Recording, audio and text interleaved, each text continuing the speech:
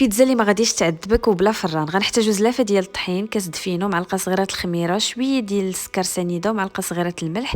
كنعجنو بالماء دافي وشويه ديال الزعتر. وهنايا من بعد ما عجنا كنزيدو ليها معلقه كبيره ديال الزيت الزيتون وكنخليوها حتى كترتاح.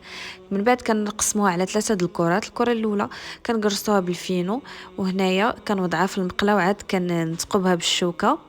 هذا هو الشكل النهائي ديالها. كنديروا لها غير نص طيبه. من بعد كنعمروها باش ما بغيتو تعمروها الكفته، الفلفله، البصله وشويه المطيشه وفرماج، وكنعاودو نردوها للمقله ونغطيوها حتى كيذوب الفرماج. وهذا هو الشكل النهائي ديالها. كتجي لاباط اللي مقرمشه ورطيطبه. نتمنى انكم تجربوها، راه كتجي لذيذه بزاف ودغيا كتوجد. بصحه والراحه، وشاركوا الفيديو مع صحابكم.